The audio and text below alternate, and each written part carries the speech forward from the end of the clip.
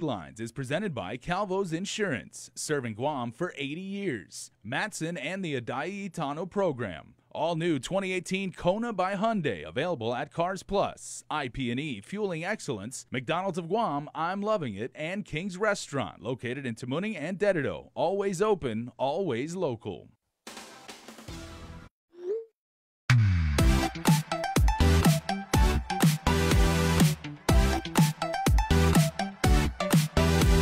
Half the day, I'm in the club.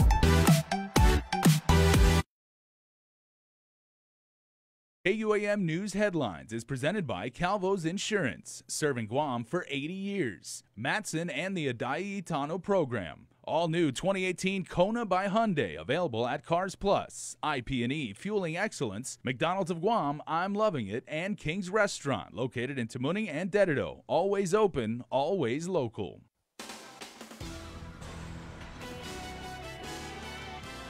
Ahead on Primetime, GPD making the largest cocaine bust ever in the department's history. A handful of people placed under arrest. Plus, closing arguments are heard in the major meth trial at the district court. Jurors soon left to decide the fate of the couple accused. And details in a scathing survey released by the Guam Bar shows apparent problems happening within the legal community. Half a day and good evening, Guahusinik Delgado. We begin with new developments in a case involving a former Guam police officer nearly 1 year since being sentenced for the 2015 shooting death of his fellow police officer Albert Piolo. Mark Torrey Jr. is appealing his negligent homicide and aggravated assault convictions. Now, we knew this was coming. Torrey Jr. was sentenced to 8 years in prison. He has been under house arrest pending the appeal. His attorney Jay Ariola confirming Torrey filed his opening brief today in the Supreme Court. Torrey contends the trial court made significant reversible errors at trial, including the court's admission of the body cam video interrogation of Torrey and the court's order permitting the prosecution's expert witness to examine and question Torrey when he never asserted a mental illness defense. Among the arguments, the defense claims Torrey was in custody the night of the shooting and being questioned without Miranda warning, violating his rights. They also argue the government's expert witness had no experience in or knowledge of alcohol-induced blackouts or PTSD and was therefore unqualified to render any opinion about the topics. The defense arguing his convictions must be reversed due to what they call clear errors. You can view the complete list of issues and arguments filed on KUAM.com. Nearly $500,000 worth of cocaine. Police taking 5 people into custody after finding more than 35 pounds of that drug during a raid on a home in Inarajan. Court documents just released late today detail how it all started. Investigators raided a separate home on May 10th. Documents state that's when they found a large number of prescription drugs and a small bag with cocaine inside the home. The suspect from that raid then told police he got the drugs from a Nicholas Frederick as collateral for a loan. He then agreed to assist officers in the drug investigation by having them monitor a call to Frederick. During that recent operation, police found more drugs, including cocaine, when they arrested Frederick and Dambi Rojas. Frederick then revealing his source of the drug supply that eventually led authorities to this major find. Now, law enforcement are working to get a handle on the latest surge of this particular illicit drug. This as they call on the community to help prevent and put a stop to those using and abusing. A major bust happening down south. Guam Police spokesperson Sergeant Paul Tapau confirming the large cocaine find, 35 pounds, street valued at 400 grand, was confiscated by Mandania Drug Task Force. Authorities additionally finding the drug ice. It all really starts with intel gathering and everything, and it starts really at the patrol level, coupled with information that has been generated through the community. Information authorities received about apparent illegal drug activity at an Inarajan home. It really shows the effort and what it took to obtain this significant amount of drug seizure. The historic find for the local police department resulting in the arrest of a handful of people following Thursday's drug raid. 45-year-old Robert John Afison, 35-year-old Jonathan Mendelman Glotnia, 47-year-old John Akfaji Tainatongo, 41-year-old Monica Ann Kanata, and 24-year-old George Carlos Paulino Flores, each charged with illegal possession of a Schedule II controlled substance. Afison additionally charged with illegal possession with the intent to distribute, Tainatongo with hindering apprehension, and Flores with violation of a court order. Prison records show Tainatongo has a drug case from 2003, while Flores' criminal past goes back to a family violence and assault case from 2016 and an illegal drug and firearm possession case just last year. Tapao says this is now going down as GPD's largest drug seizure ever. It's also the latest cocaine finding in the territory. Is this something new? Well, cocaine has been around. It surfaced in the early 90s, towards the latter part of the 90s, and it's pretty much gone underground. Crystal meth and marijuana is still the prevalent choice of drugs within our island, and cocaine it's been surfacing, and it's pretty much showing that with the first discovery of cocaine washing ashore at the Hawaiian Rock beach site, and of course down up at the Anderson site. It brings to light of pretty much how much of the drug is on island. Authorities saying both local and federal efforts to sniff out those dealing illegal drugs are far from over.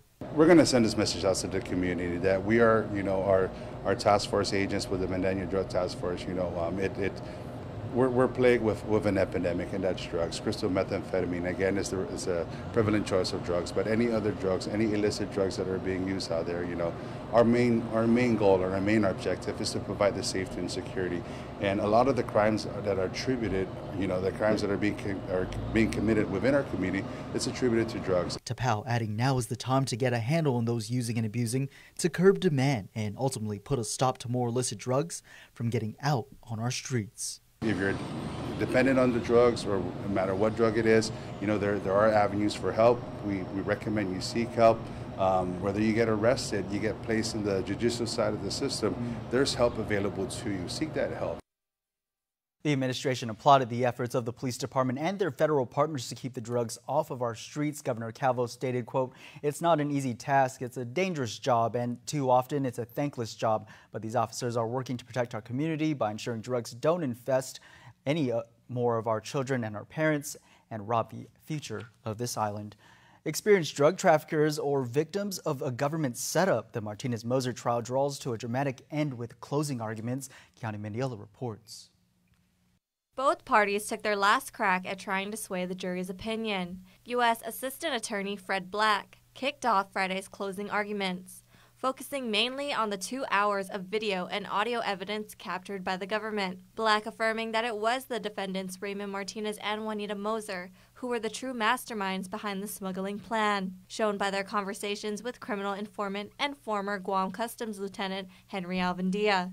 The defendants showed apparent knowledge in drug trafficking. They were curious about customs technology, and Martinez even admitted to a connection to a source in the mainland. Contrary to defense's arguments of Alvandia's known corruption, Black argues that's exactly why the couple had tried to recruit him in the plan, promising him $150,000 to $200,000. And after Alvandia agreed to participate, the defendants facilitated the plan of disguising the drugs as rock salt, so far as to create their own labels before leaving to California. Black concluded his argument urging the jury to take another look at the videos and acknowledge the behavior of the defendants, recounting the inconsistencies in the actions and testimonies of the law enforcement involved, including HSI agents, Torrance police officers, and Redondo Beach police officers, like the illegal installation of the GPS tracker without a warrant, the canine search, omission of investigation details, and the traffic stop, instances that were set up well in advance and agreed upon by all those involved. Government witness Alvandia was also attacked for his lack of credibility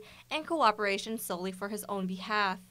Lastly, defense emphasized the admission by agents that there was no physical evidence of the defendants ever possessing, receiving, or smuggling drugs prior to 2015. The couple is being charged with conspiracy and possession with intent to distribute methamphetamine hydrochloride after more than 8 pounds of the drug was found in their vehicle in California. The value of the amount seized, about $2.5 million. Their fate now remains in the hands of 12 of their peers. Jury deliberations begin Monday. Reporting for Guam's News Network, I'm Kiani Mendiola. A masked gunman robbed the Palm Market in Jigo just before 7 this morning. Police say the suspect demanded money from a cashier before firing a single shot. The robber is described as being possibly local with a slim build. He was wearing a red jacket and beige shorts and used a cloth mask to cover his face. He was last seen in a light-colored Honda sedan headed north on Woodstock Road. He escaped with an undetermined amount of cash. No injuries were reported.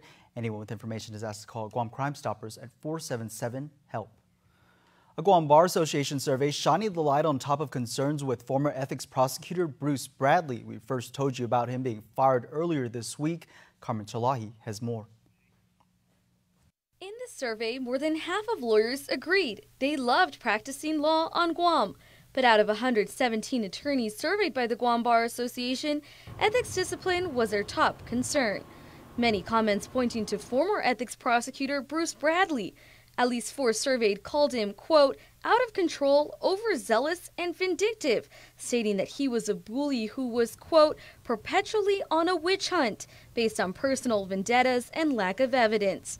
Bradley, who had worked with the judiciary since 2007, was said to have, quote, too much power with little to no oversight, abusing his authority by playing favorites. He was recently escorted off court grounds, though a reason for his termination has not yet been officially released.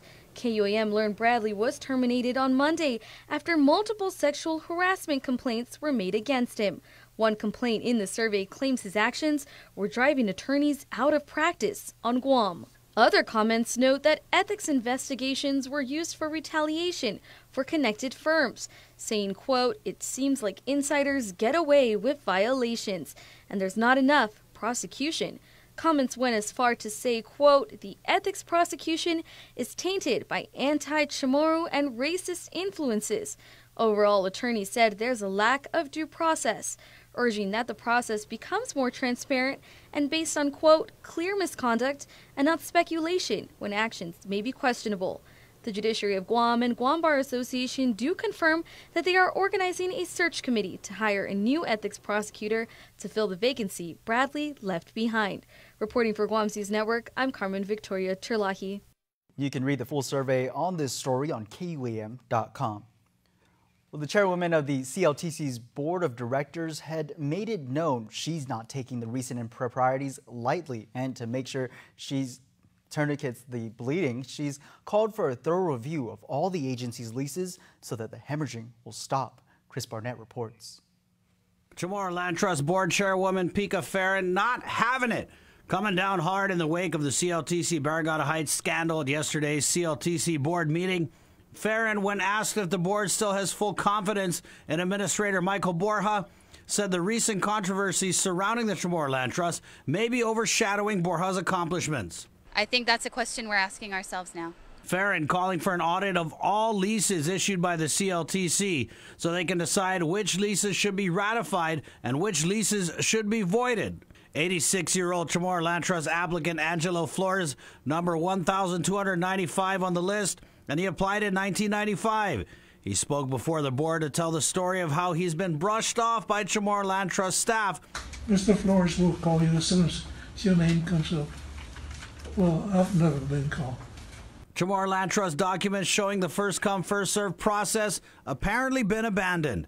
Applicants from as recently as 2014 have been granted leases in Barragata Heights and other Chamorro Land Trust areas. The AG's legal opinion on switching places stated leases obtained by switching places in line null and void. It was revealed Land Management Deputy Director signed off on 17 switches, calling for the board to unanimously bar Deputy Director David Camacho from acting on any matters relating to the Chamorro Land Trust. Why would Mr. Camacho sign it and hear all the issue that's going on? And I feel that we should do something harsh to establish our credibility of this commission, because we have lost it. Borja also taking heat for facilitating the clearing of an access road in Barragata Heights. It's painful to me.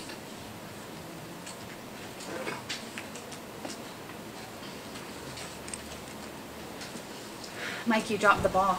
Now, Mike, we have to address the issue of the lease with your sister at Barragata Heights.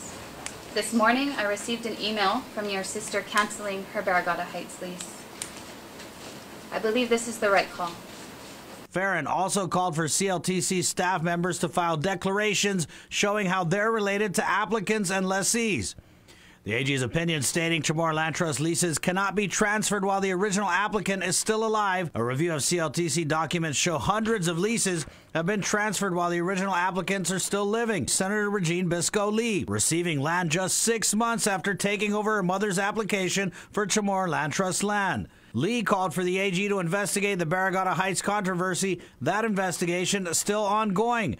The AG's opinion stating leases transferred from living applicants declared null and void, and they're not subject to the approval of the board. When asked if she's made any effort to contact the Chamorro Land Trust regarding the status of her lease, Senator Lee responded in a statement saying, quote, she supports the AG's opinion and will follow any guidance provided to her by the Chamorro Land Trust or the Attorney General.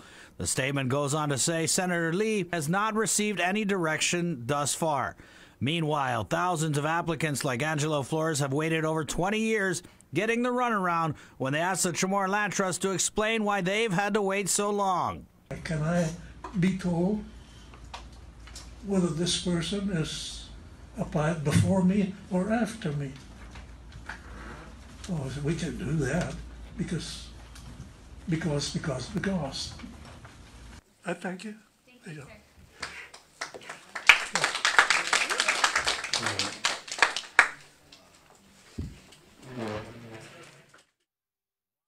More news in a moment.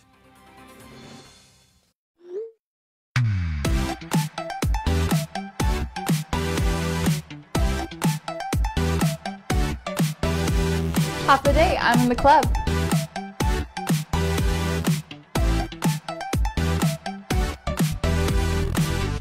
Half a day, welcome to Two Lovers Point. Half the day, I'm in the club.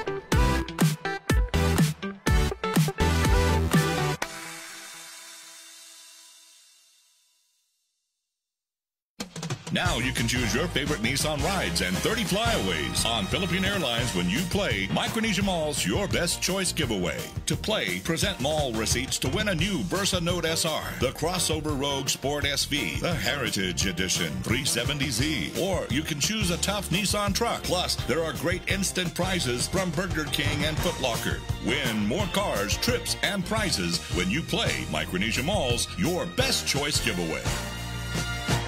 There are more ways to experience Guam via KUAM News, giving you what you want, when you want, and how you want it. From smart devices, Alexa, what's in the news? Here's your flash briefing. Over the web, on mobile, on streaming platforms, with immersive, interactive formats, and via social media where it's more than just content, it's conversation. More ways to keep you informed and entertained whenever you want it, wherever you are, on whatever device you're using. Welcome back. Final preparations underway in England for this weekend's royal wedding, but there's been a last-minute change. Meghan Markle confirming her father will no longer walk her down the aisle. Roxana Saberi reports from Windsor. As Prince Harry and Meghan Markle rode to Windsor Castle for a dress rehearsal, the bride was still smiling despite a tumultuous week. This morning, she confirmed her father won't walk her down the aisle, saying in a statement she hopes he can be given the space he needs to focus on his health. Thomas Markle Sr. is reportedly recovering from surgery after a heart attack. Earlier in the week, he was caught up in controversy over these photographs, reportedly telling TMZ he staged them to show himself in a positive light. Royal correspondent Roy Anika says the run-up to royal weddings is usually much smoother. What have you heard about how Meghan is feeling considering this change of plans? We've been told by Kensington Palace that, far from being absolutely debilitated by what's been going on, she is trying to carry on as normal. Other wedding plans appear to be on track. Troops are rehearsing. Some will escort the newlyweds on a carriage ride through Windsor on Saturday, when these streets will be filled with even more fans. I'm a crazy American. Nancy McCoy flew in early from California, sleeping on the sidewalk to save a spot, just like she has for the Queen's past 2 Jubilees. Why was it so important for you to come out here so early? I know you have to come early to get a good place, and I wanted to be right where the carriage comes down. On Thursday, Prince Harry and Meghan met with the Queen here at Windsor Castle. Meghan's mother has arrived in England and is expected to accompany her daughter to the wedding on Saturday.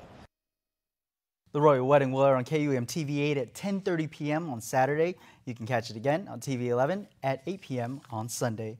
Well, with regional headlines, here's KSPN 2 News.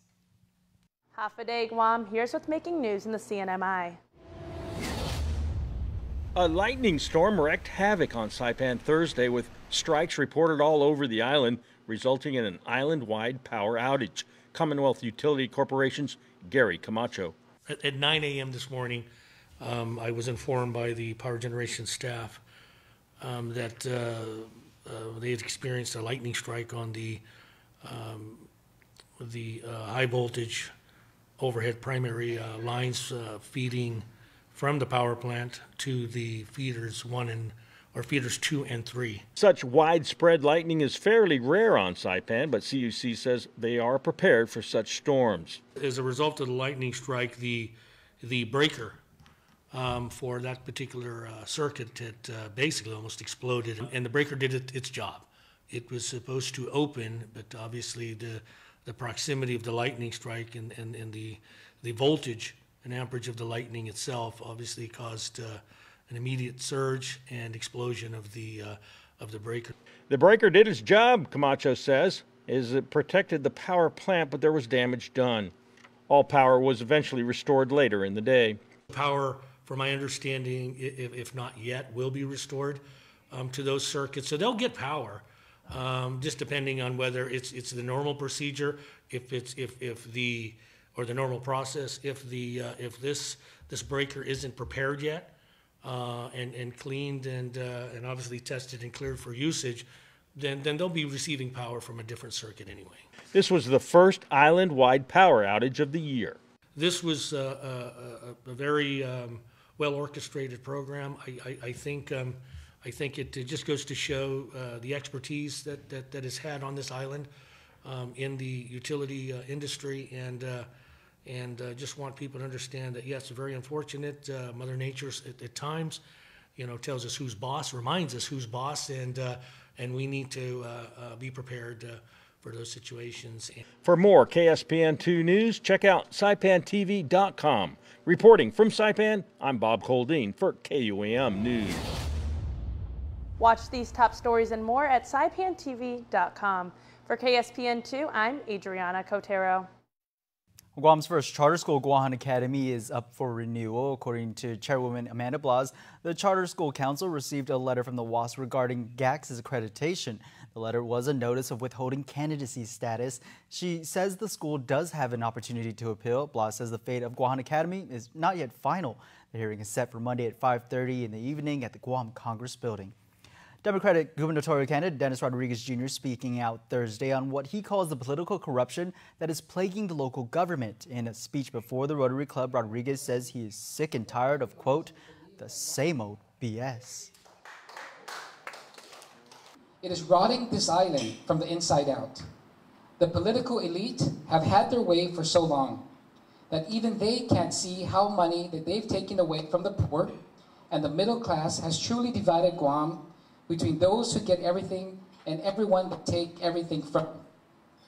What separates me from my opponents is that I've never been a part of the elite establishment. I've never had affection for those who've used their power and money to rob from everyone else. Rodriguez says he will put an end to political favoritism and promises to provide full and unrestricted public scrutiny of government records. My administration, there will be no such thing as a government employee who cannot speak to a reporter or a public document that doesn't exist online. Every public document, every bit of public information, down to real-time access to every unrestricted checking and savings account of this government will be online, indexed, and categorized. Rodriguez also pledged to slash the size of his cabinet and reorganize the government to save costs. He is the latest candidate to appear before the Rotary Club. Senator Frank Uggan Jr. and Lieutenant Governor Ray Tenorio were the previous guests. Up next, former Senator Lulian Guerrero and former Governor Carl Gutierrez. A dispute over the nearly $500 million Guam-based Operations Support Services contract continues. Former contractor DZSP says it's following another protest at the U.S. Court of Federal Claims, challenging the Navy's recent decision to reward the contract to the floor company. The Navy confirms that on May 4th, 2018, Fluor Federal Solutions was chosen as the best value contractor as its proposal provides the overall best value to the government. But in a statement, DZSP says it does not believe the Navy's decision is consistent with the court's previous decision in favor of DZSP. The company said in a previous protest, the court ruled in our favor, and left it to the Navy to decide whether to restart the competition with a new request for proposal or reevaluate the 2014 proposals and make a new award decision. DZSP had held the contract since 2005. A $64 million contract for an aircraft maintenance hangar at Andersen Air Force Base has been awarded to Honolulu-based construction company Hansel Phelps.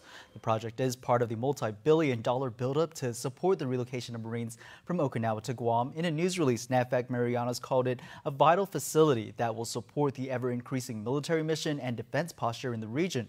The work is expected to be done by October 2020. Guam recorded the second-best tourist arrival total ever for the month of April last month. The 117,000 visitors was second only to April 2017's 122,000. The Korean market continues to boost the numbers. It grew by 12.6% compared to the same month last year. GVB saying April is traditionally a slow month, so various events are held such as the United Marathon, the Smoke and Wheels event as well to help boost arrivals. Meanwhile, GVB also reports positive developments in airline load factors or the percentage of available airline seats that are filled. It was 75% for the Japan market in April, a 5% year-on-year increase. GVB predicts the load factor for Japan will jump to 81% in the next 3 months. Korea maintained a strong 88% load factor in April, about the same as a year ago. You might have come across this scene in Hagåtña today, but it was no emergency, rather the parade of lights that included law enforcement driving with their lights and sirens from the Hagåtña Heights Mayor's office to Adelaide. The display wrapped up with a proclamation signing at the governor's office, this all kicking off the start of EMS Week. First responders will be hosting an array of events throughout the community to celebrate. The results are in for the most popular baby names in Guam, American Samoa, and the CNMI. For 2017, here's a look at the list. The Social Security Office noting the top 5 names for boys from Guam: Kevin, Ethan, Daniel, William, and Michael. The top 5 for girls: Amy, Olivia, Sophia, Ava, and Emma. You can view the top 10 list and top names used across the nation for 2017. Just go to the Social Security website, ssa.gov. Well, sports is next, but first, here's a look at your island weather.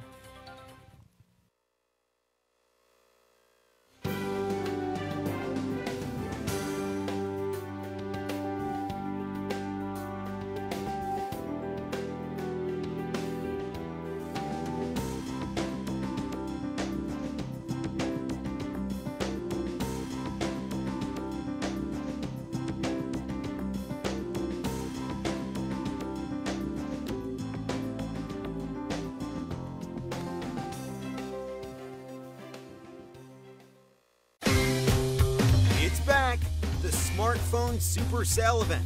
Enjoy huge savings on our most popular Samsung Galaxy smartphones. But this offer won't last long, so drop into a GTA store today. Our mighty SUV mega sale is going on now at Cars Plus, and you're going to save big with cash back on every purchase. Get to Cars Plus and shop our great selection of Hyundai Santa Fe's, Tucsons, and the all-new Kona, Guam's most affordable SUV. Or our full line of Jeeps, like a new Jeep Renegade, save $6 grand, or a new Jeep Cherokee, save $4,500 with rates as low as 1.99% APR for qualified buyers. It's Cars Plus, mighty SUV mega sale. Cars Plus, driven by you. In this divided world, there are still things that unite us. Great music, thrilling games, and the love for that perfect burger. Ruby Tuesday Guam, for the love of burgers menu. For a limited time, get an amazing burger for just $11.99. Lunchtime at Ruby Tuesday Guam. KUAM Sports is presented by Triple J.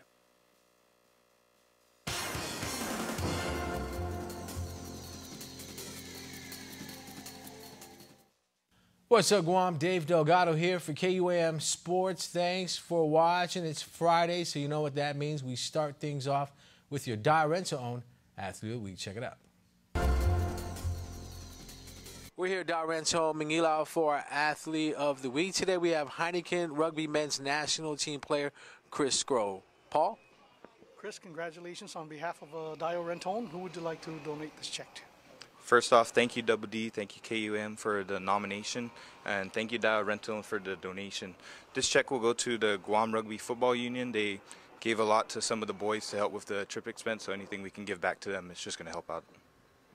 This year's team, a blend of veteran players and some new guys that made their debut for the national team. Yeah, you know, about 2-3 weeks leading up to the games, we were pretty short numbers. So we just round out some of our resources and reached out to some of the younger boys who were willing to take time away from their family, take time away from their job, and make it out with us. So we got a blend of half our team being brand new. Average age on the team was about 24 years old. So when we went out, we weren't quite a cohesive unit coming off into the first game, but we knew we had a lot of tenacity, firepower, physical strength, and speed, and we were hoping that would, you know, get us over the hump to win the championship. Yeah, you guys beat Brunei convincingly in that first game. Let's talk about that matchup with the host country. So we last played Brunei 10 years ago, and this Brunei team was completely different. They had a mix of expats and their locals. So it was an unknown for us, and we went in there, and we started off a really good first half, and that carried us into the end of the game for the W. Winning the tournament with a win against China, a team that a lot of people thought were going to give you guys a run for your money, but you guys ended up pulling off a big blowout win against China as well. Yeah, so China, this is the 4th or 5th time we've played China, and for some reason every year it's a different China team. So it's another unknown for us. Historically, it's been a struggle against them. This year, again, that youth, that speed, that physicality that a lot of the new boys brought with some of the vets, it tremendously helped at the end of the day. Again, like the first game, came out with a strong first half, and it carried us to the W at the end. Waiting for that call to see if Guam does move up to Division II. Cross our fingers. If we do move up to Division II, who are some of the hosts? Who are some of the countries that we'll be looking forward to facing in the near future? So if we do move up to D2, we'd be playing teams such as Lebanon, Thailand, Chinese Taipei, possibly Kazakhstan. Division II would be top 10 in Asia, which we feel we definitely belong. So that would be the next step for us. We just need, you know, a full squad, healthy squad, bringing back some of the vets with the mix of the young boys that definitely performed well this year. And I think we got a solid chance to cement our place within the top 10 of the Asia region. All right, congratulations. Stay tuned to our next Direct On Athlete of the Week. KUAM Sports Athlete of the Week is brought to you by the University of Guam men's soccer team. Will be looking for the upset win tonight against the Rovers FC in the semifinals of the GFA Budweiser Premier League. The two teams take to the pitch at 7 p.m. Rovers FC are 4-time defending champions, while UOG's success dates back to the 90s when the Tritons made their championship runs. Admission is free at the GFA, so make sure to come out and support the teams. Well, that's going to do it for sports. We're back right after this.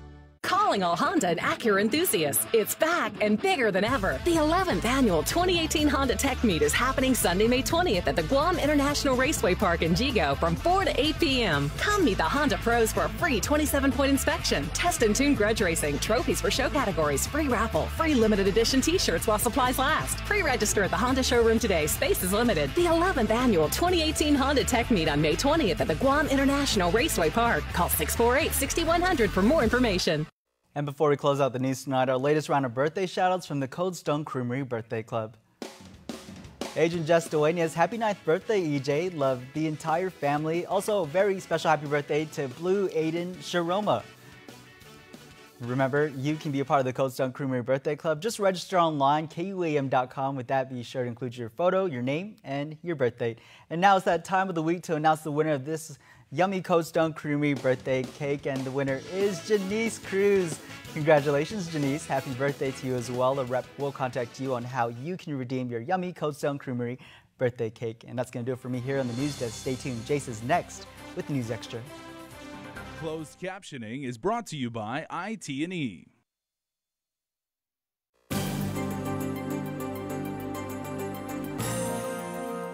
Half a day, everybody. I'm Jason Silas. Welcome to the show. If you're streaming us on YouTube or watching us on KUAM TV8, thank you so much for doing so. We got a lot to get to tonight, and we start out with the Guam Cursillo movement having a men's weekend.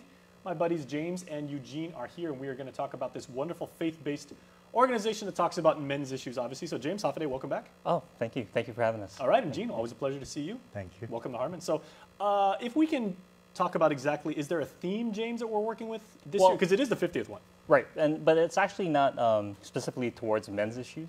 Okay. Because we do women's weekend as well. Okay. Yeah. So Guam Cursillo, the word Cursillo actually means short course, and so what we do is centered around all these weekends that we do. Mm-hmm.